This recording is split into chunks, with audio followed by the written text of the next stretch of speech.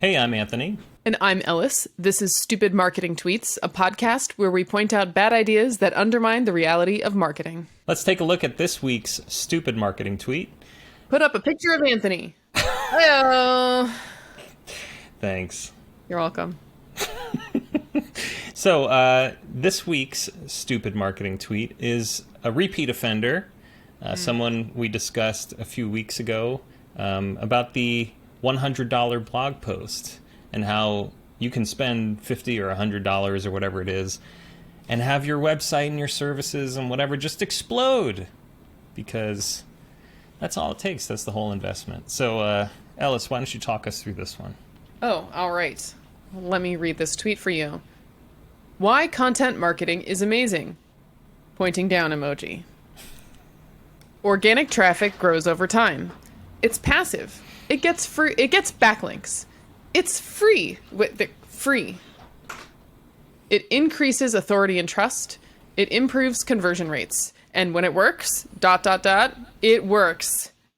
Graph emoji. Now I should note that the free, he included the quotation marks, not me. Okay. Yeah, thank you. Thank you for making your tweet readings accessible. You are so welcome. I like that you read the emojis. All right, so why would I not? Is content marketing actually a passive activity? What do you think? What do you think that means? I think the answer to your question would be hell no. Okay, what does it mean? What's he trying to say? I think he's trying to say that you create a piece of content once and it generates this long tail of ongoing attention, traffic, conversion, which is not necessarily wrong, right? Content can have a very long shelf life. However, it is certainly not passive. It takes a lot of research and a lot of work to determine, say, the best topic for something, the keywords that you're going to do, how you're going to write it, the length it should be, when you're going to put it up, how you're going to promote it. And, you know, if you have any good content marketing strategy about you, you will go back and rewrite and update those posts with, you know, some frequency. It's not like every week or something, but at least every year you want to go back and kind of look and see how you can make it better. So content marketing is not passive at all. Yeah, actually, I'll bring up my YouTube channel again, which I frequently do because it's such a shill. No, it's a big part of my life. It's a lot of work. But thanks for the backhanded, I don't know, it wasn't really backhanded compliment, but no, it wasn't. It was a front-handed insult. Yeah. It was free.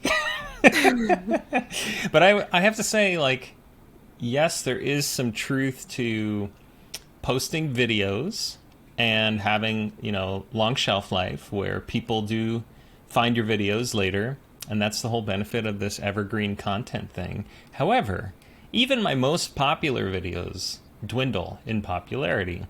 I have a video that I think it just recently crossed 1 million views. I wouldn't be surprised.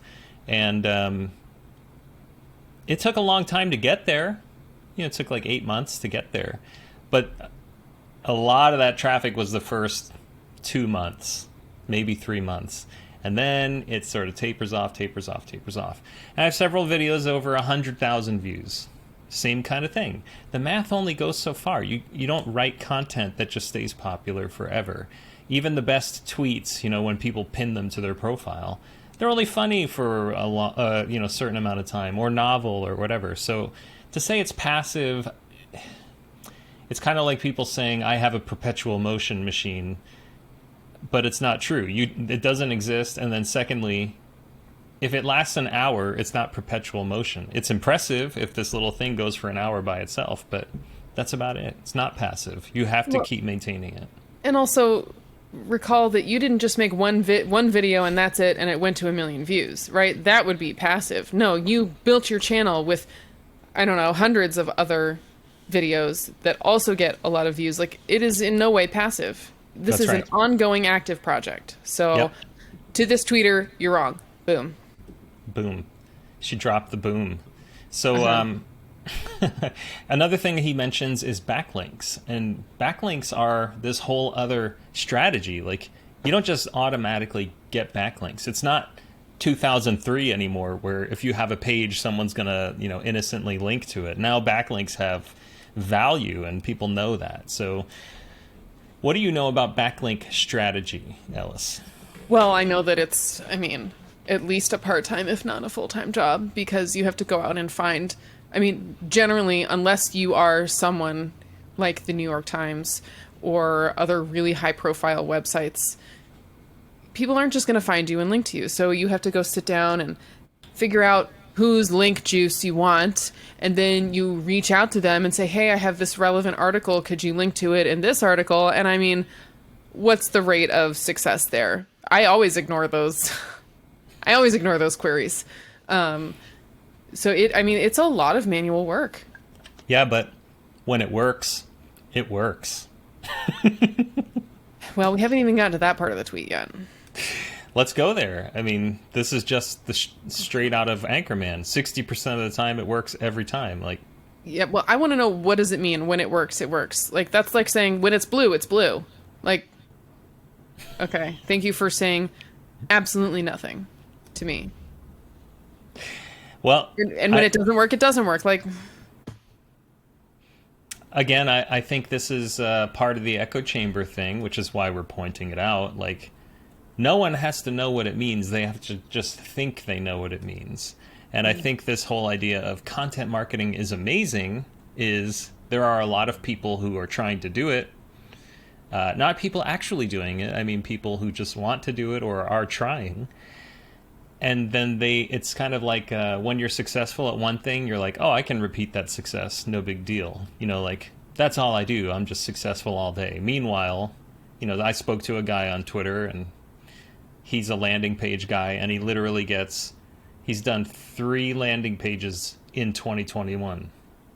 And his Twitter profile is, I'm a landing page expert. well,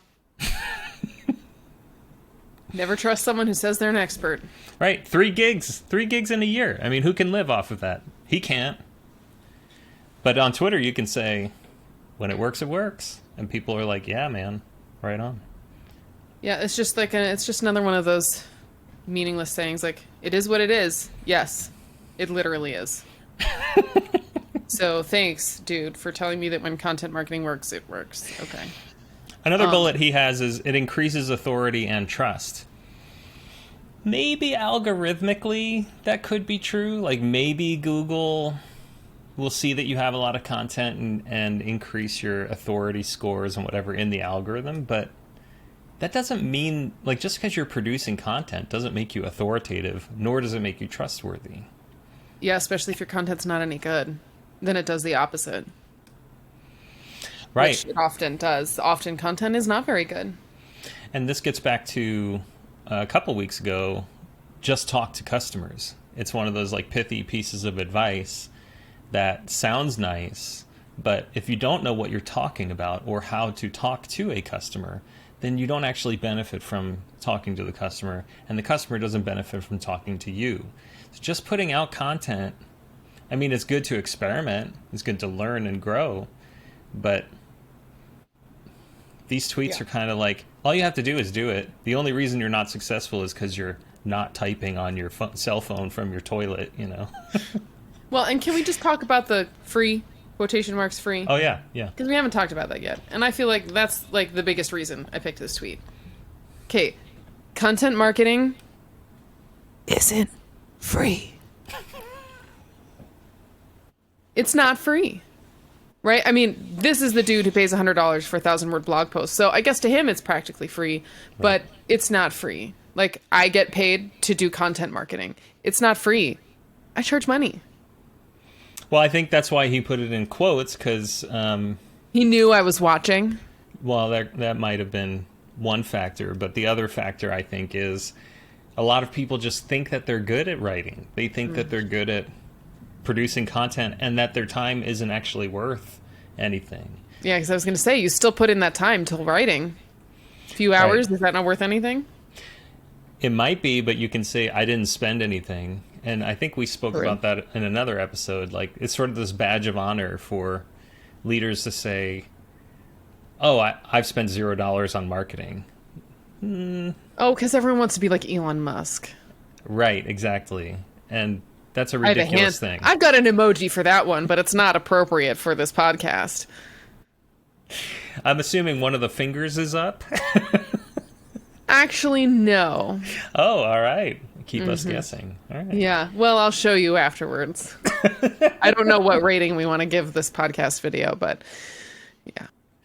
Yeah. So the idea of the Elon Musk strategy, it doesn't apply to your little email service or your, link checking bot or whatever it is that you're trying to sell, creating background banner ads or whatever.